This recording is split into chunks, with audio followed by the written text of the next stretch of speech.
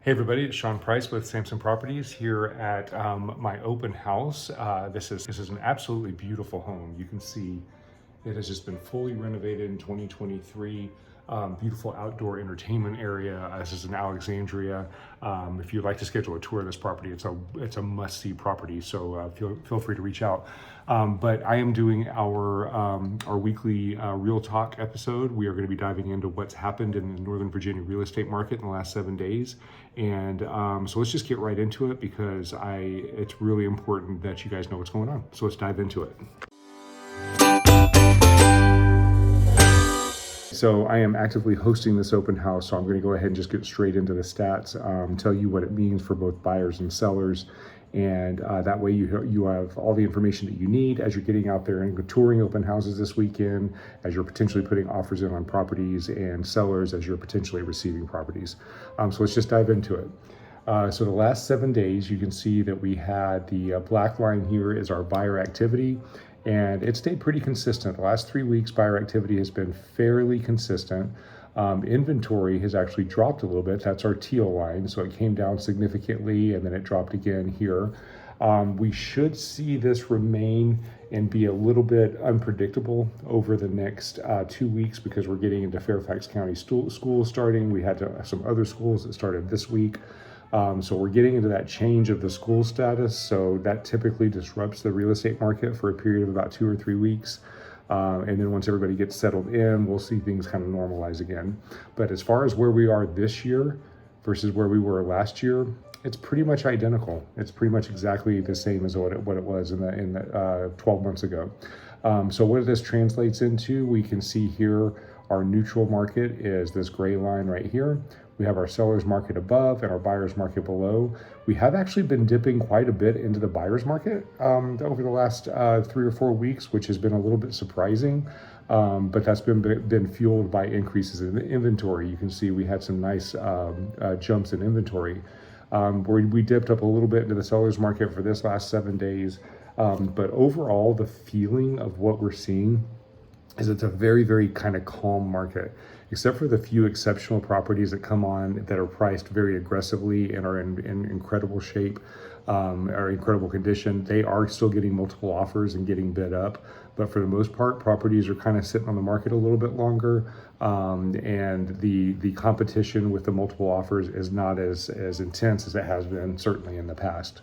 So let's see what the contracts have looked like over the last 7 days. This is from Cardinal Title. They received 194 contracts for the week of August 4th to August 12th. Contract price here in Northern Virginia, 58% of the properties went at or above asking price. 42% went below asking price. As far as bidding up, we saw 17% of the properties went above asking price, which is the lowest number that we have seen in a very long time. And again, we're getting into that school change, so the end of summer travel, so we're starting to see that competition kind of decrease a little bit, which leads to this number here. If you look at the days on market, within 21 days or less, we had 50% of the properties that went under contract. So 58% of the properties went at or above asking price, and 50% of those properties went in 22 days or less. And then we had 50% of the properties that went 22 days plus.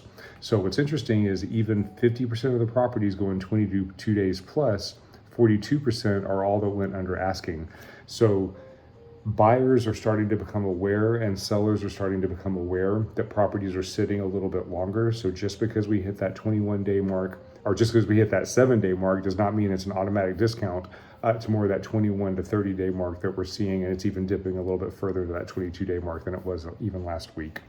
Okay, so finance contingencies, 3/4 of the people got them in Northern Virginia. Appraisal contingencies, 3/4 of the people got them in Northern Virginia. And inspection contingencies, 81% had home inspections. That is huge. We have never seen that number that high. So this is what is very, very important to buyers right now. The market is in a sweet spot for you because prices are not coming down. We're not seeing any changes like that, but we're seeing the opportunities for you to put offers in on properties and pay a reasonable price and get all of your contingencies. Sellers, this is really important to you because you have to realize that you are competing. You have to put your best foot forward, and you may not see a contract that's going to have no contingencies on it. You need to be prepared for inspection contingencies, inspection negotiations, finance contingencies. Just be realistic on that. Your agent will be able to help you navigate that as painlessly as possible, but you need to be prepared for that aspect of it. Financing versus cash, again, this is irrelevant, but 13% of the contracts were cash contracts. Seller subsidies, 31%. So sellers, you might want to be prepared for the buyer to ask for some help in closing costs and stuff like that. It's not the majority of them, it's only 31%, but it is slowly ticking up, and more buyers are successfully getting that.